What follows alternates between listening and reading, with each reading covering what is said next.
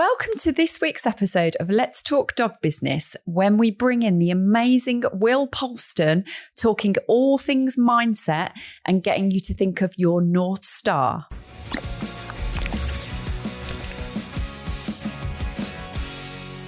Hi, Will. Thanks ever so much for joining us on our podcast today. My pleasure. Thank you for having me. It's really nice because he's actually here in person as well. Mm-hmm. So when we do our interviews, we're normally stuck on a Zoom, so it's actually very nice to see you here in person and have somebody to bounce off of. So for everybody listening then, tell them a little bit about yourself and what it is that you do.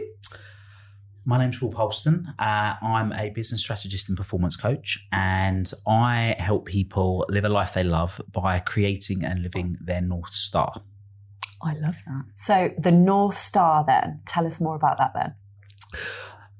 I had my own experience, and I work with a lot of people now to realise the same thing around that making success be this one defined thing that you're striving towards constantly doesn't work. And the concept of the North Star, there's quite a famous story. You've probably heard of it.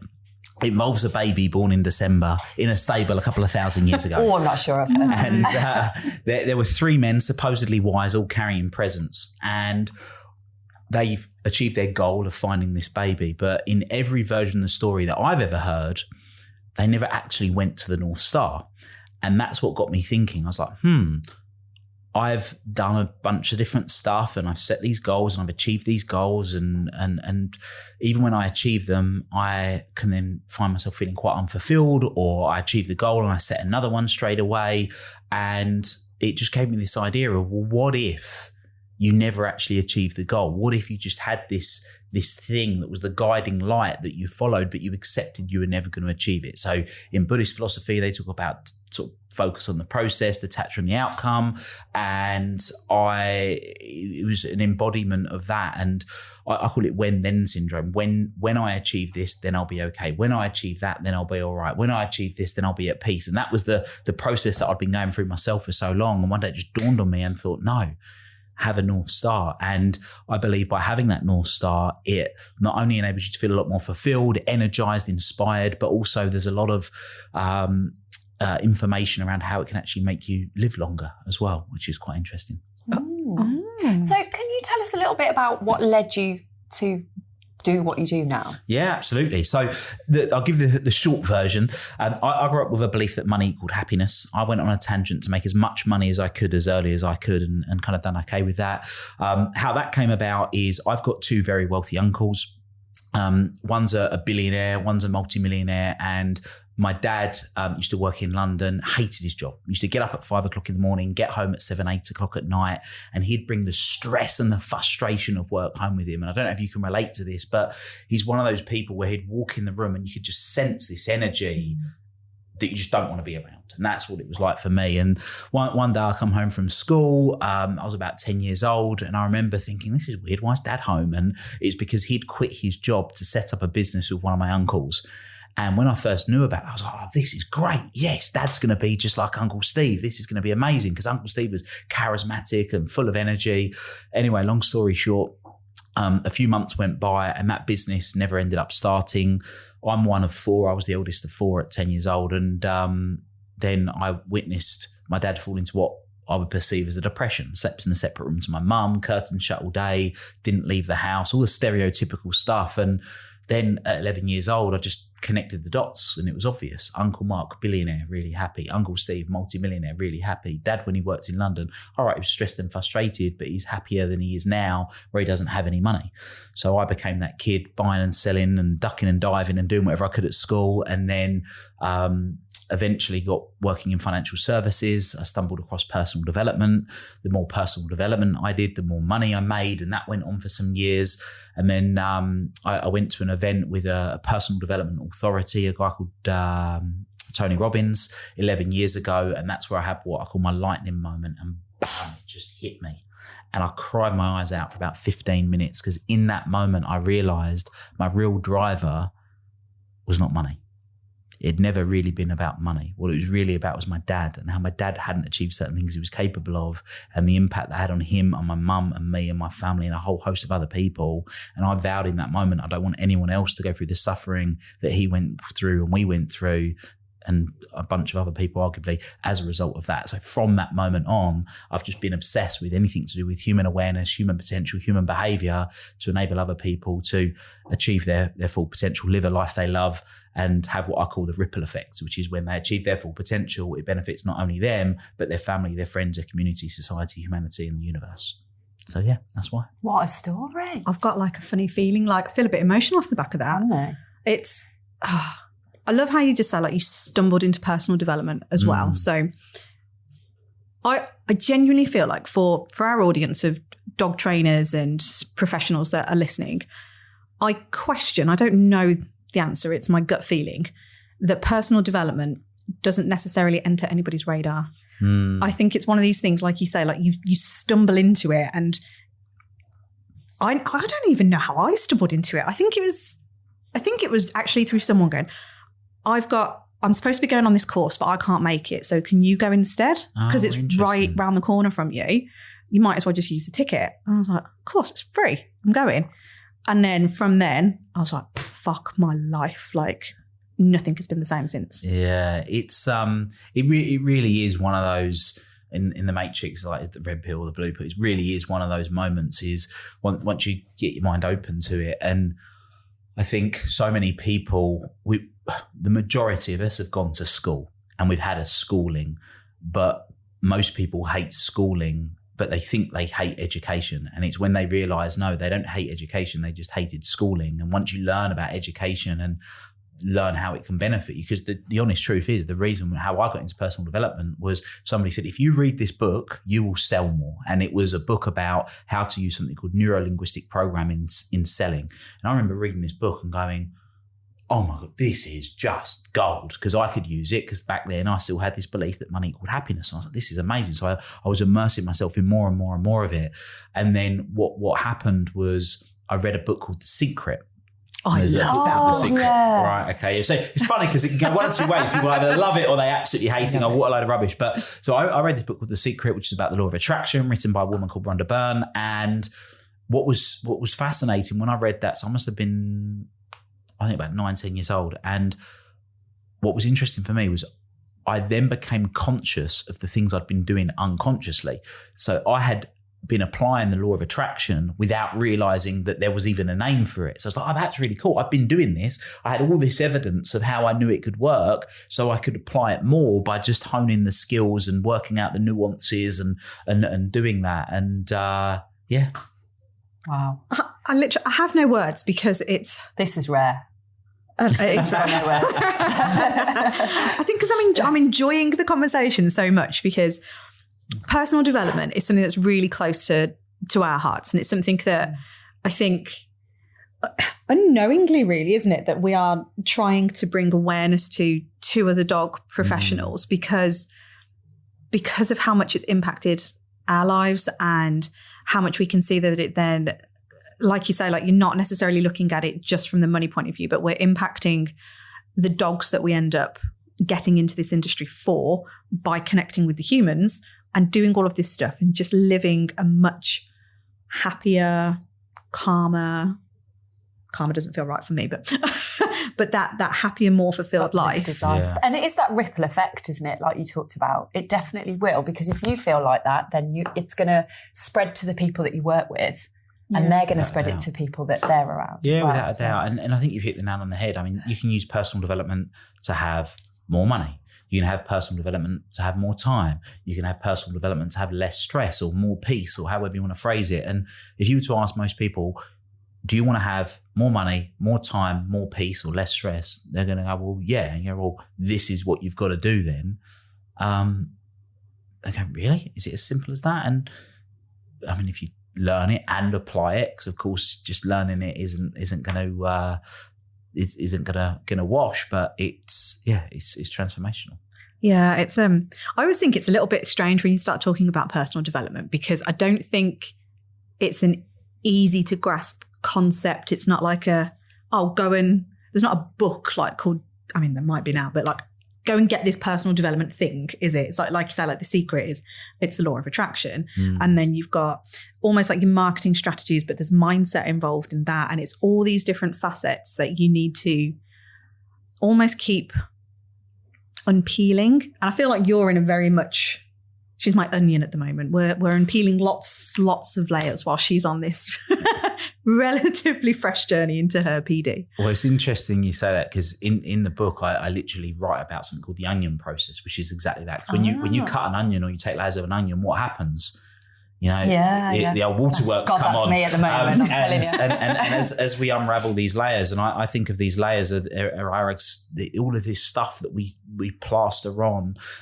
And it's when we start peeling these layers off. Yeah, sure, there's some emotion from time to time, but what we're doing is we're getting to that truer and truer version of ourselves. Whereas an onion, you know, you first see an onion where it's got all the brown skin around it, and then it's not quite brown, but it's more juicy. You know, it's not really dry and crispy, and gradually, and then you get to this sort of pure white, and that's really what we're doing.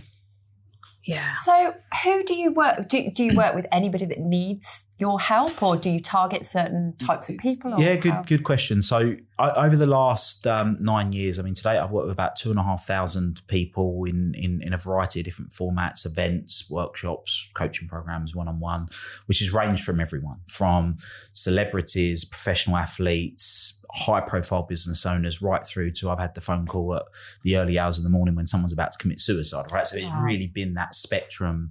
But the majority of people that I work with these days are entrepreneurs, business owners that are looking at leveling up their life to some degree. And I'm an entrepreneur myself, so I sort of live it, I breathe it, and I can definitely relate to that. But really, it boils down to wanting to help people. I think my belief is that success, however you define success, is 80% mindset, 20% skills and mechanics. So if you can get what's going on up here, then the rest, I'm not going to say is easy, but it can be simple. And that, I think, is the part that the majority of people battle with. They haven't grasped it because they haven't learned it. Yeah, I would absolutely 100% agree. Because when I came into, I'm fairly new to the business world, really, like considering I've run a business for a long time, but I didn't run it very well. So I now know how to do it. And now we teach other people how to do that as well. But I came into like the business mastermind we're in. I remember seeing personal development days on the agenda and thinking, what's that about? Like, what? And I really belittled it when I saw it. I was like, well, that's not really going to be relevant to me, is it? I just want to learn all about this business stuff. And oh my God, like it's just, for me, that's 80% of the learning is about that mindset and personal development work. And I've changed so much as a person, haven't I, since?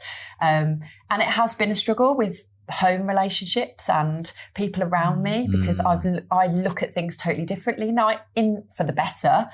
But there's people that have got that very closed mindset. And now I'm like, oh my God, if only you could be opened out to this world. Like your possibilities would be so much more. The crabs. Yeah. Are you familiar with a crab bucket? So if you put a crab in a bucket. That's a really random thing to just like crabs. When I speak to have you ever had crabs and some awkward, do I put my hand up? Don't I put my hand up?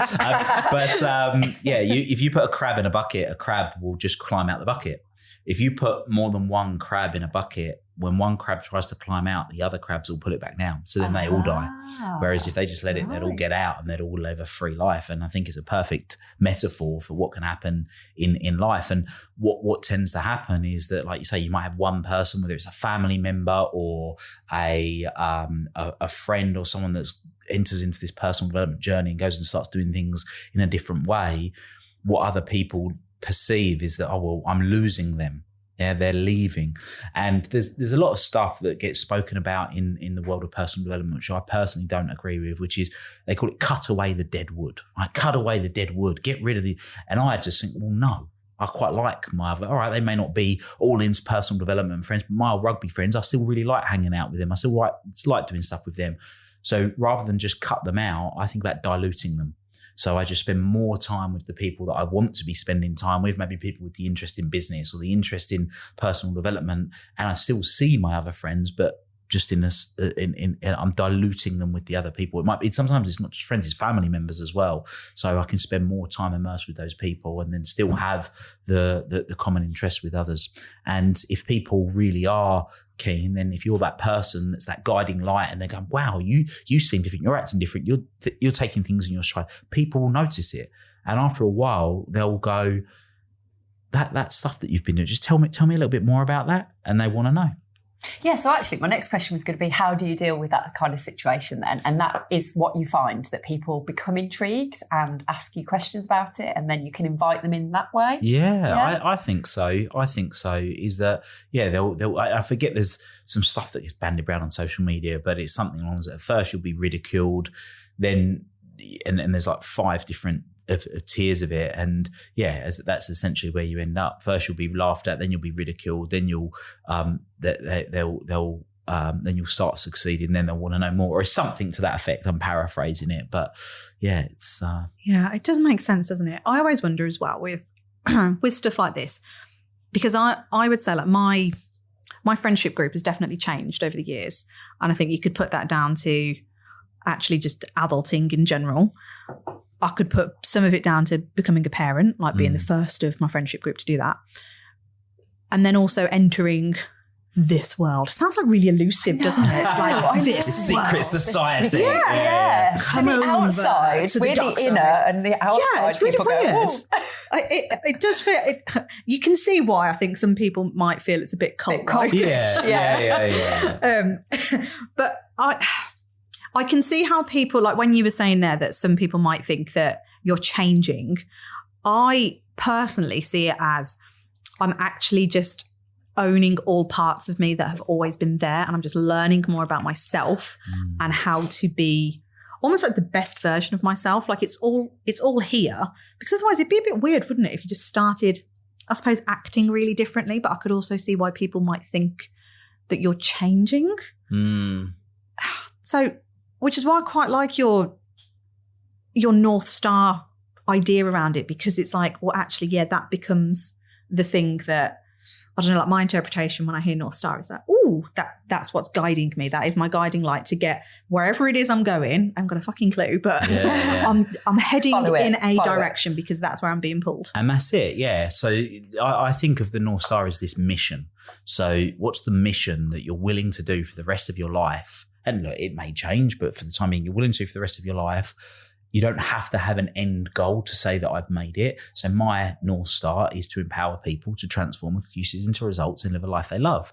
And if you look at the various different things that I'm doing, and even the things that I'm thinking about doing in the future, they align to that, and I can work on that, and I can and progress towards it. But it's always there. And sure, I still have milestones. I still have 10-year, 5-year, 3-year, 1 year, 90-day, whatever milestones that I'm working towards.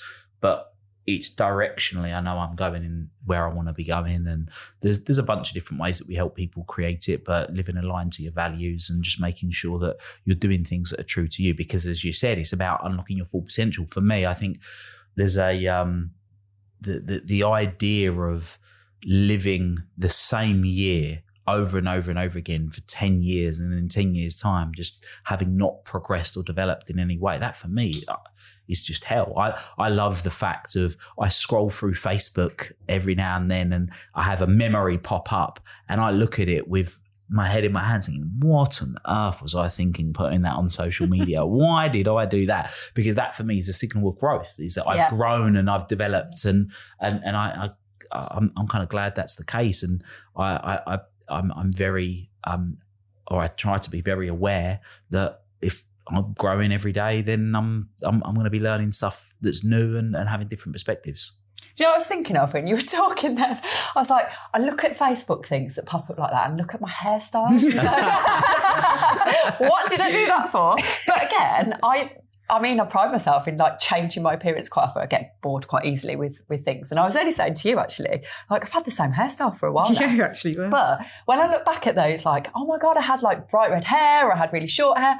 That was that phase of my life that I've gone through, and it was great. And now I'm on to the next phase and the next phase. So I suppose you could almost look at it in that way as well, couldn't you? What, with hairstyles? Yeah, wow. In like, that was that phase, because that hairstyle represented me in that phase of my life, and how I thought and how I, you know, absolutely, how I do things without a doubt. Yeah, and you can see as well, like, I look back at certain things, and even the way that I dressed in certain ways, it's like, all right, okay, that was a period of my life where significance was really important, because I really wanted the significance of being different and whatever else. And yeah, it's fascinating to unpack for sure. You can see this with your business as well, though, can't you? Like where you've started to then where you end up with it, and even if you are like for us, I just think like when I first started doing dog training, because I'm a completely different person to 10 years ago, it's, look actually at that journey, because I don't think enough of us actually stop and reflect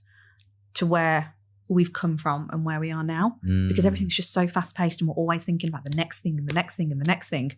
It's like, well, actually just hit pause and look at what you've achieved so far. I'm really big on reflecting. So part of the process of having also what I call having a North Star trajectory, which basically is a set of goals that you work through, but you color code every month in terms of green if it's done, amber if it's in progress, red if it's not started, and then having what I call a goal archive where you can go back and you can review everything that's done. But something else that I get clients to do is something called an annual self-assessment. Now, most people hear annual self-assessment and instantly think of tax. Yeah, I don't want to do this. But so there's a really famous, arguably one of the most famous personal development books called Think and Grow Rich, that was written by Napoleon Hill. Book, and Napoleon Hill had something called an annual self-assessment. And this is where I based it on, which was 28 questions that he used to ask himself every single year. And he would use it as an opportunity to reflect and think about the future. And I've adapted a version of that. So mine's a little bit longer. I think mine's now 40 questions, but it's a blend of some of his original questions and a bunch of my own that I've added in to do exactly that, to stop, to take stock. I typically do it between Christmas and New Year, and it takes me 2 or 3 hours, and I go back through and I think, and it's just an amazing exercise to stop and realize how far you've gone, and also to stop and course correct and go, no, is this really what I want? Am I going? Because so often we get so caught up with what we're doing, family life, work life, everything else, that we haven't had that moment of pause to go, right, am I really going in the direction that I want to be going, or have I just got caught up in the current? Yeah, and I think this is what happens with a lot of dog trainers, actually, is that they'll start their business without any business strategy anyway, not knowing where they're going, and it just gets swept along. And definitely that's what happened to me when I started my business. I had no idea where it was going, no North Star, what the hell's that? Nothing at all. And then you just kind of go along and everybody's doing the same kind of thing, and then you end up burnt out, overwhelmed, all that stuff that we get feedback on regularly.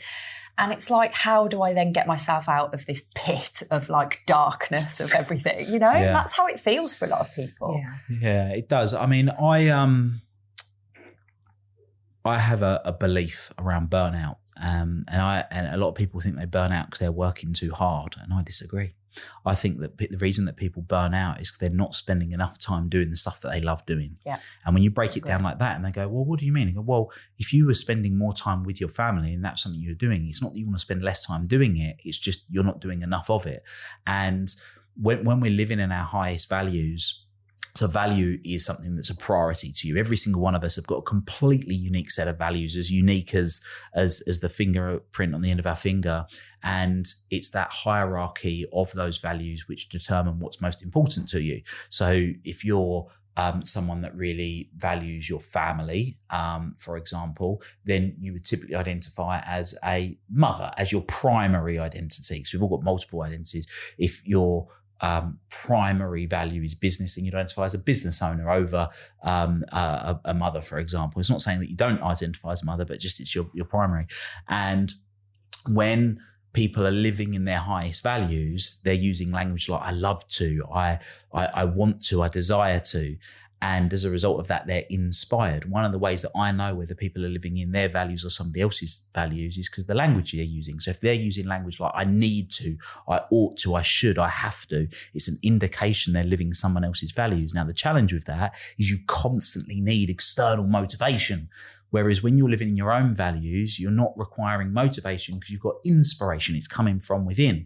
If you break down the word inspiration, in spirit, what's another word for spirit? Energy. You're in your energy. It's like this torus field of energy. So, you know, days, I'm sure, where you're doing stuff that you love doing the stuff all day, you get to the end of the day and you've got more energy at the end of the day than you had at the start of the day, or at least the same energy.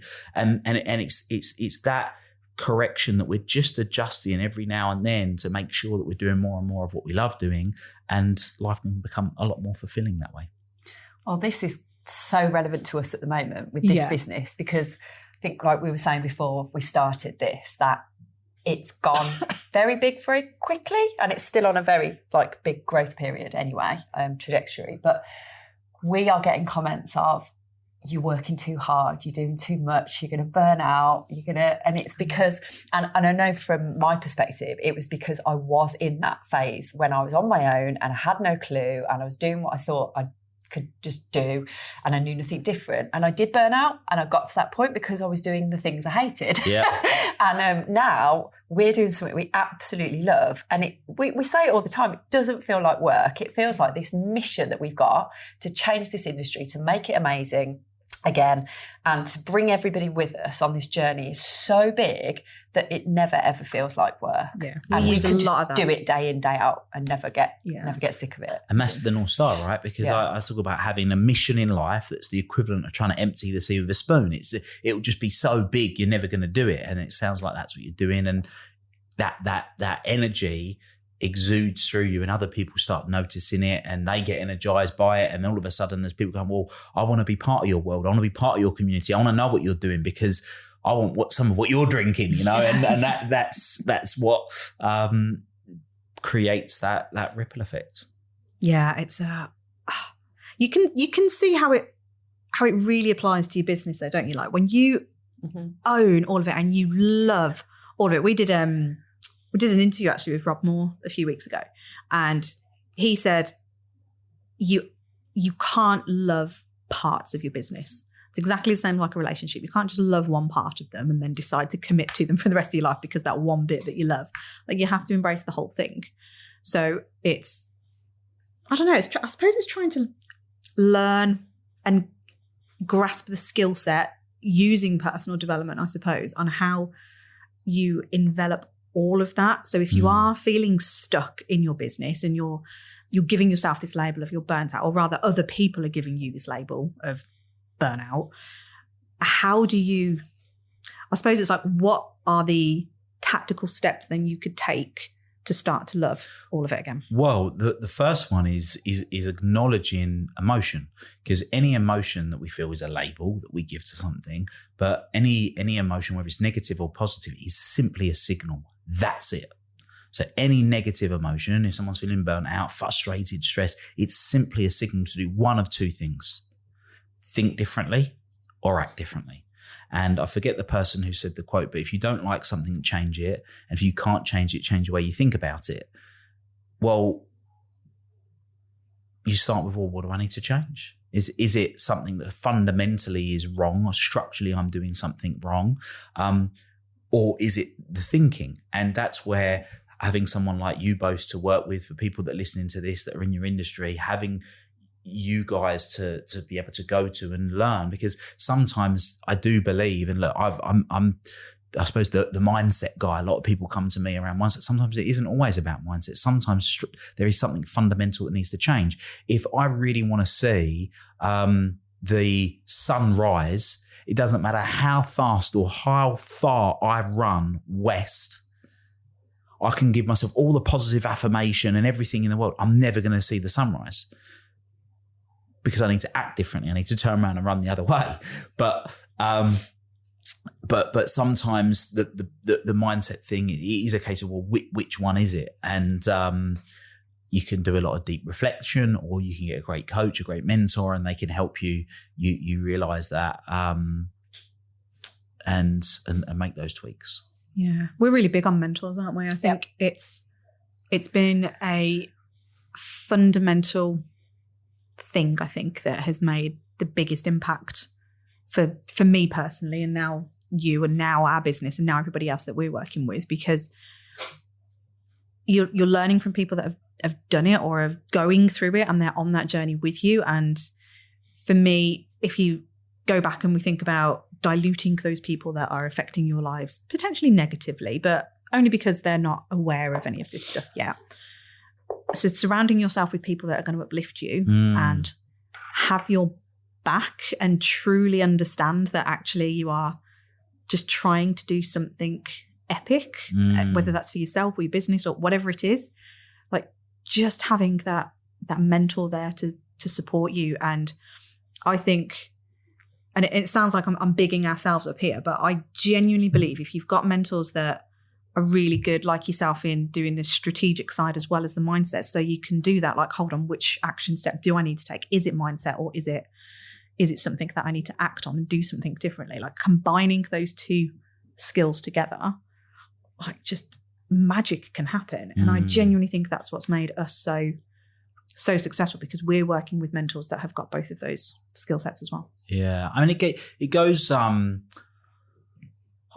I think of what I call the ultimate peer group. And the ultimate peer group for me consists of three people. So you have mentors, right? So people that are a few steps ahead of you on the journey. And those mentors can come in different fashions. They can be what I call direct mentors, someone that will literally sit down with you virtually or in person directly and tell you information that you need to know about what's going on. You can have indirect mentors, so listening to someone's book or listening to someone's podcast or watching them on YouTube is a form of indirect mentor.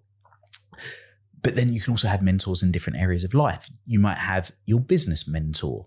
You might have someone that's got an amazing relationship and they act as a mentor for your relationship and you're learning from them there. You might have someone that's got a really amazing social life and they act as a mentor in terms of what they're doing in their social life. So you can have multiple mentors in different areas of life. Then you have your peers. So your peers are the people that are about the same level as you. And what's great about your peers is you can have that little bit of competition, but also you get to share things that are working currently. So I'm in a mastermind group of other coaches in the UK, and it's been amazing because we all met up in the truest sense of mastermind, which goes back to Napoleon Hill's book, Think and Grow Rich, where the concept was essentially born out of. And they are there and we're all sharing what's working. So we're coming from this place of collaboration over competition. We are literally all in competition with each other, but we're just putting everything on the table and having those conversations, because you will then also learning what's current. Because sometimes if you're working with a mentor that is too much further ahead than you, and that might be too much further ahead because they were doing it 20 years ago, then times can change. Sometimes the level's different. You know, if you're just starting a construction company and then your mentor runs a construction company that's doing 50 million quid a year, it's going to be very different. And then the final one, so you've got mentors, you've got peers, and then the final one is mentees. So your mentors, who are the people that you can give back to? And sometimes that's in a commercial sense. So they're literally paying you to do it. Sometimes it's just having that coffee with a friend that wants to help. Sometimes it's creating the assets for the people where you become the indirect mentor, if you see what I mean, like podcast episodes and things, and having that as a principle, having that balance of those different people. And it's not got to be a third, but just having a balance can be really powerful. I find in being able to learn, but also have the fulfillment of being able to give at the same time. So important to do that giving bit. Yeah, it is. I think it's something that, again, it's overlooked a little bit, maybe a lot. Because people get scared of giving value, don't they, unless it's behind a paywall. And we need to give, we need to be open, we need to share, we need to have those mentees, we need to be helping, we need to do that, collaborate over competition. We're really big on that. Mm-hmm. Yeah, and part of that comes down to mindset as well. You know, so some of that comes down to mindset, some of that comes down to the practicalities of it. But if you were to give all of the information, everything information-wise, if you're in the information business, you give all of your best stuff away for free. But then what I find is that if people want to be mentor or coach, generally it's not the information they want, it's the speed of what they want, the result that they're trying to close. So you can have all the information, you can do it all yourself, fine, that's great, but how can I get it quicker? You know, well, you can get someone to do it for you is in some instances, or the next best thing is have someone do it with you and navigate all of those different elements. Because as you rightly said, one of the great things about having a mentor is, yes, they've already done it. And we all know that the best way to learn is from having made the mistake. But the mistake doesn't have to be your own mistake. You can learn from other people's mistakes. So if you've got that element where you're in a position where you're learning this information, you're gaining this information, then you put yourself at a massive advantage, because then people have got all the information. They go, yeah, but I now want to work with you even closer to get the result faster. And that's what I tend to find is the case. And also, if a lot of people have the information, do nothing with it. So you've not got to be worried about giving away your best stuff, because they're not going to do it. And also the other thing to that is, I was having this conversation with somebody the other day, in that people are, I'm worried they're going to copy me. Well, yeah, they might copy you, but what you've got to remember is the stuff that you're working on now, they don't even know about yet. So whatever they're copying, they're always going to be copying where you were, not where you're going, because the stuff that you're working on, that you're still formulating in your mind, that you're not talking about because you haven't even got it clear in your own head yet. So they're just learning about all of your older stuff, even if they are just taking that information and copying you, or just taking the information. So yeah, and they'll never be you anyway, will they? Like, people work with people choose us, or they choose someone else, and we could be doing something similar to them, and it's a choice. So I think definitely it is that kind of giving thing, which is very sort of scarcity mindset in the industry that we're in, and I'm sure many others, isn't it? It's that kind of, I can't give this away, I can't let anyone know this because it will open myself out to being vulnerable, and then look what I could lose. And that's something quite common. So, I mean, how would you, if someone has that kind of thought process, what would your advice be on? Great question. One of them is understand. So there's certain universal laws, and one of the universal laws is the law of reciprocity, which some people call karma. What you put out, you get back, right? So if you think, well, if I'm going to come from this place, I'm going to give, and give unconditionally as well. That's the key. If I give unconditionally, there's an element that's going to come back.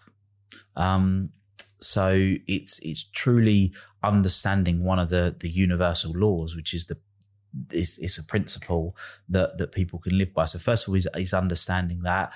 And I think once you have that belief, and you believe, well, hold on a minute. So you're saying the more I give, the more I'm going to get. Well, yeah, if it's done unconditionally. If you look at some of the people that have gained the most in life, is because they've given. Most of the people listening to this, in some way or another, are working with dogs, right? And if you think of a dog loves unconditionally. Well, how many people love their dog to bits? Well, they love their dog to bits almost always because the dog unconditionally loved them first. Yeah. And as a result, then the dog gets the love back. And I think a dog's actually a really, really, really good example of the dog just loves 24/7. It's always happy to see you. It's always there. And as a result, you want to pour back into it. Yeah, it's a good way to look at it. It's a good way to look at it. I like these analogies where people bring dogs into it. It's clever. Yeah. No, okay. So I think I'm trying to put my head back into like being trained, as in a dog trainer mode again then. And maybe I'm hearing all of this amazing thing about like personal development, and I'm a little bit curious, and I'm going, I'm a bit interested, but also there's a lot of fear. It's skeptical. Fear, skepticism, all of that is blocking me. And I can relate to it, because I remember the first time I made my very first investment into this cult world again. It's weird, isn't it? Like, this world. I can't get over it. Now I'm saying it out loud. It's just weird. But I do remember my first investment into a mentor, and it was a substantial amount of cash. I think it was the best part of 10 grand. And I'd never done anything like that before. And I was like, oh my fucking God. I didn't even tell Darren, my husband. I made out because that was off the back of me going to that free thing that I'd got the ticket to. And then I got sucked into it when I was there. I was like, oh my God, like I need this in my life, because I think I was just ready for it. So for me, actually, that was the universe definitely telling me that I needed to go there. And I remember going back home and saying like, oh, so they did this thing and I'm going to stay with them for a while. And he was like, all right, okay. And I actually bullshitted. And it was my mate Emma who gave me that ticket. I was like, Emma's paid for it though. Oh, you didn't. Oh, I totally said Emma's paid for it because I think we were thinking about doing something business wise. So I was like, yeah, she's got cash. She can do it. And I just took. And he knows me inside out. So he's like, yeah, I'm just going to call bullshit on that. Like, I know you've done it. And I'm like, yeah, okay. But there's a lot of people out there, I think, that maybe they're finding coaches that they want to work with, or they're even just expanding their mind into looking at this. Because I think for the dog industry anyway, there is this, I want to say obsession, but it's from a place of love and passion about learning about dogs. Yep. So there is lots and lots of investment that goes into dog knowledge. Like Yep. I really want to, pretty much like how we geek out on all the personal development stuff. Yeah, yeah. It's exactly the same, but learning about dog behavior. Yeah.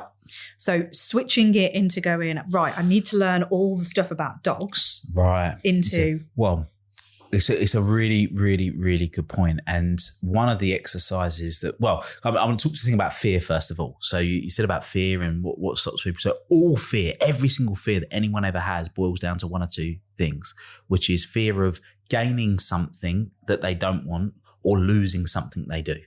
All right. So that's all fear will boil down to one of those two things.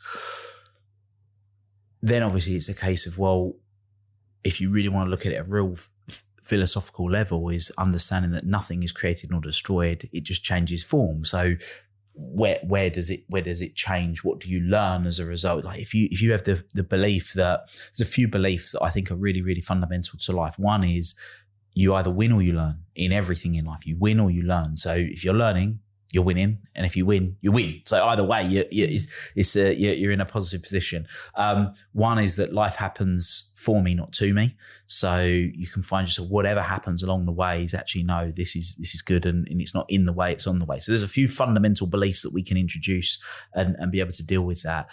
When it comes to people wanting to go, right, well, but my real inspiration, the thing that I love learning about is dogs. But then if we then chunk up a little bit, to use NLP terms, if we then just go, well, but what is it? So why do you actually do what you do? And you unpack that and they go, because I really want to, well, let me ask you, what's the reason? So the people that are obsessed with learning about dogs and that side of things, why do they do what they do in terms of their profession? It's a great question. I'm probably not the best person to answer this, because I got into it because I love learning about behavior and I loved thinking about human behavior. Right, okay. And then I got a husky. Okay. And everyone around me was going, you idiot. Like, why are you getting that for your first dog? They are like incredibly difficult. Right. And my personality is like, tell me I can't do something and I will. Yeah. So I just went all in on learning and then realised I love it because there's lots of psychology and behaviour stuff and I could apply it to humans. And then I loved it from that perspective. And then I realise now, upon reflection, that I love coaching people. Uh-huh. So I loved coaching people about their dog's behaviour, which then made them, in my eyes, a better human being. Right. Okay. So it's really about making human beings better. Yes. In your instance. For so me, let's use your instance, and then we can jump around. So if we go, well, actually, I want to make human beings better. So your mission is actually making human beings better, and obviously you're using dogs as a vehicle for that, if you like. Yep. Well, if you had the choice of making more or less human beings better, what would you choose? More. So then if people understand, well, by acknowledging the business principles and the marketing principles and the finance principles, maybe the stuff they don't particularly love, by honing those, would they have the ability, or would you have the ability, if you learn about that stuff, to help more human beings be better? Yep, absolutely. Right. And when people then make that connection, then they either have this moment and they go, oh yeah, I could help more people, or they're just going to accept they're a hypocrite and they don't really care about the thing that they say they care about. And that's okay too, but it's just acknowledging for what it is. And there's that part. And I it's something I say over and over and over again in my sessions with clients, to the point where one of my clients actually bought me a t-shirt that says it, which is, it needs to be done, but I don't need to do it.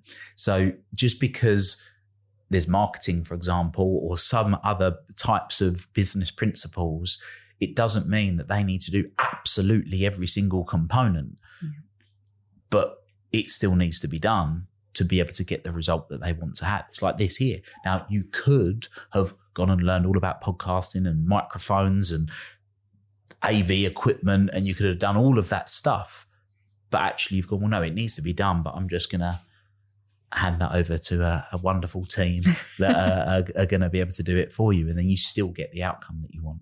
Yeah. And actually, I was thinking of the example for me, which is a very different example to Joe's, is that I got into dog training through preventative work because I worked in rescue and I saw lots of problems coming through. Why did you get into rescue though? And why did you start that one? That's a good question. I know. Because that's where your journey started, not your dog training business. I think I just wanted to work with Just dogs. wanted a job. Well, yeah, Give me a job. Give me a job. There's a dog. I knew I wanted to work with dogs. I wanted to do something with dogs. And we hear a lot, I want to work with dogs. Like, that's what we hear is the reason why people get into the industry. However, that's what I'm thinking that I did. But preventative work so that people can get a puppy, do all the work early on. Then if they end up surrendering that puppy for whatever reason, like might be beyond their control, that dog then is more rehomable in the future, or it prevents these problems that people live with day in, day out, like reactivity or aggression or whatever. So I'm going, well, mine was dogs. No, it's not. It's the people that have to live with the dog, and I'm trying to make their lives easier. Yep. So it is exactly the same. Comes back to people. I have done, I don't know how many, hundreds and hundreds of times. There's an exercise that I used to do, and it was 7 questions. And the last question that I always used to ask is, what do you want to do to make the world a better place? And almost every instance was about making a difference to other people to some degree or another. A lot of it's born from an experience that people have had, and they want to make that difference. And even if it was environmentally, some people say, "Oh, I want to save the oceans." And I want to. Well, why do you want to do that? Oh, because I want my future grandchildren to be able to experience them where they should be. Okay, great. So it links back to people again. Yeah. So we have this innate drive to want to make a difference to other people at some level or another. When we really tap into it, when we peel enough layers of the onion back and find out what's going on. And I think it's not a case of if people can do it, it's a case of when they do it. And when they do it, I think of it like tapping oil.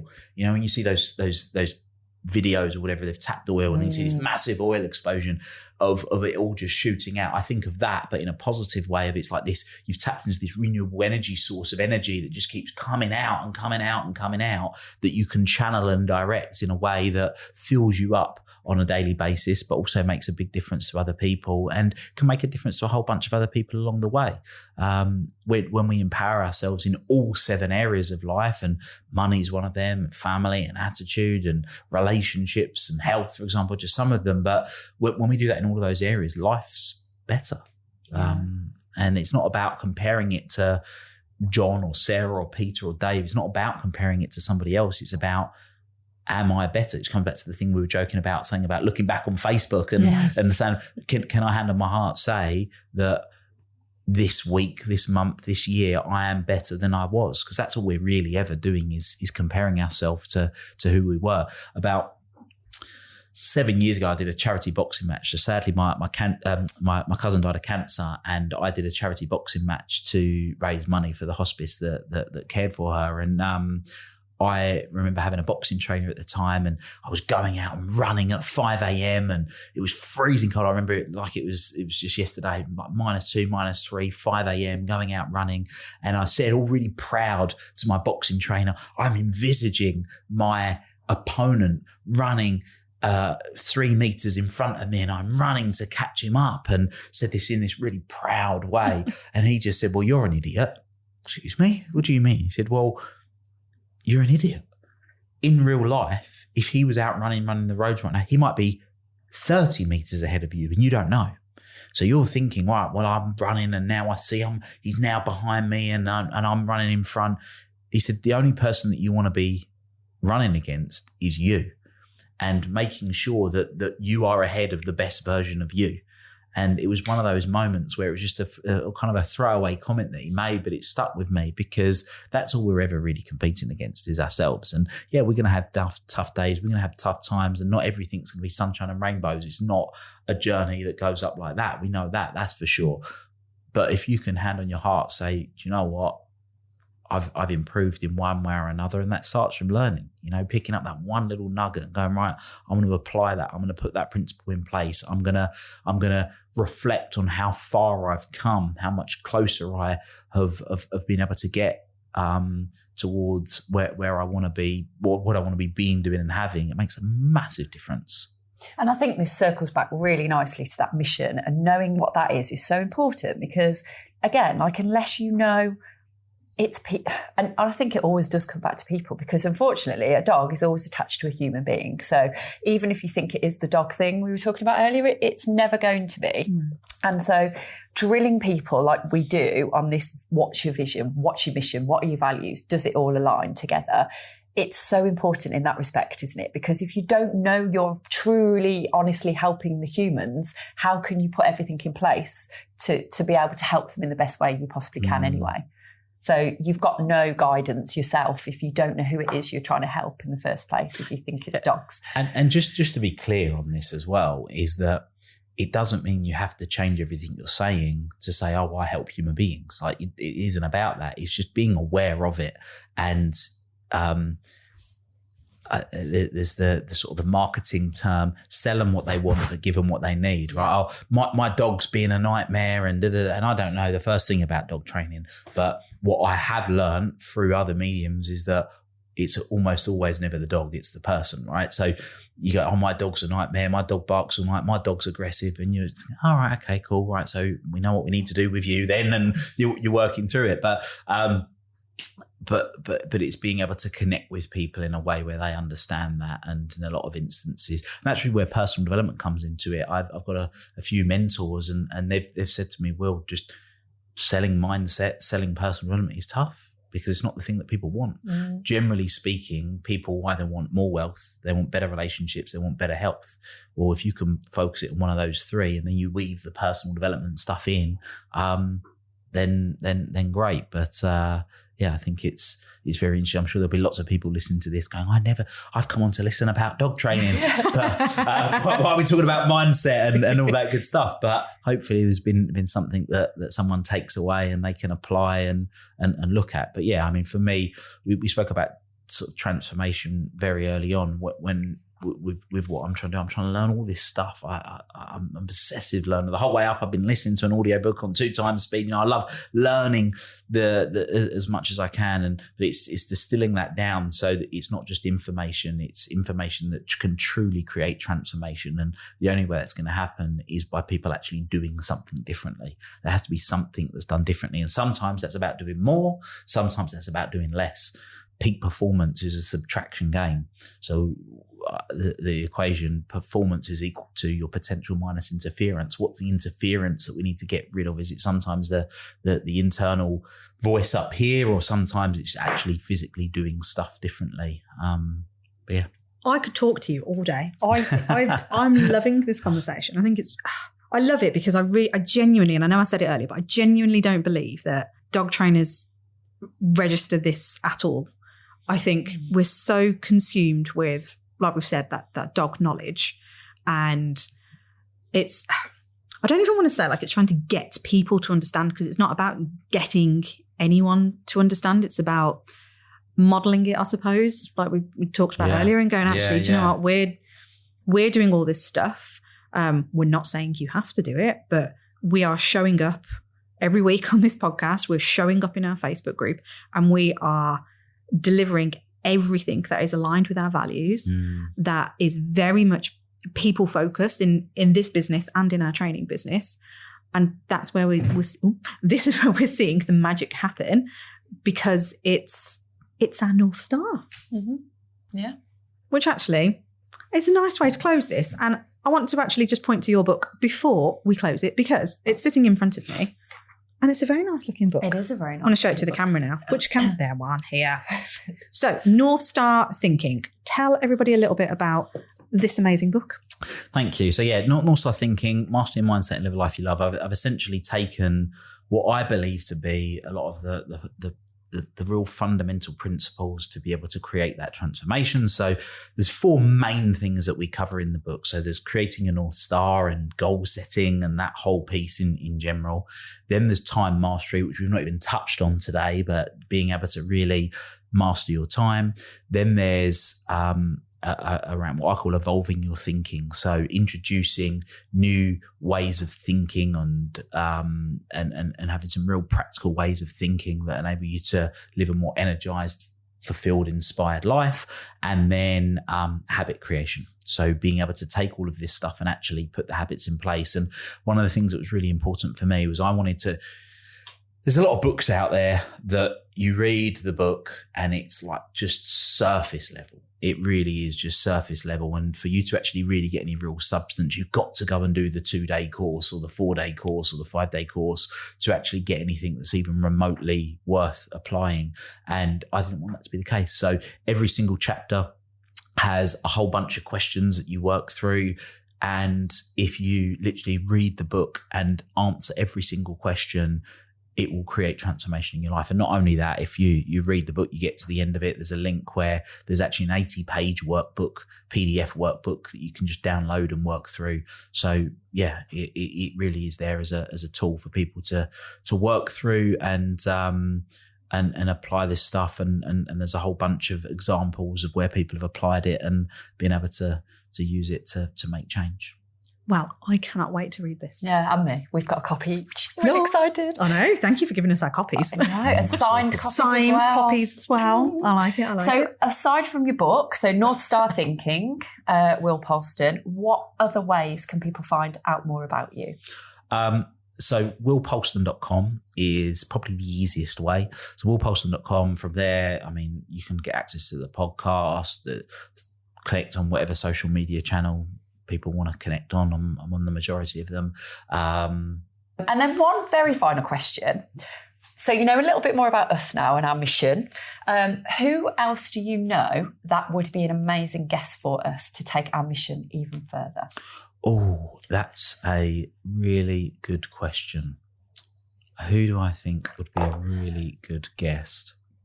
Just because I really enjoyed our conversation. Dr. Lisa Turner, I think, was a very interesting guest, because when it comes back to understanding human beings, and this is what we're talking about, she really does understand human beings that are fascinating. She's got the most incredible, crazy story. She's I forget what type of scientist, a scientist, and also is very in the spiritual world. But she's got the most incredible story as well. This You'll have sounds to put us in exciting. touch then. Yeah, I will do. Thank you ever so much for joining us on our podcast today. My pleasure. And I can't wait to get you back for another one. Thank you.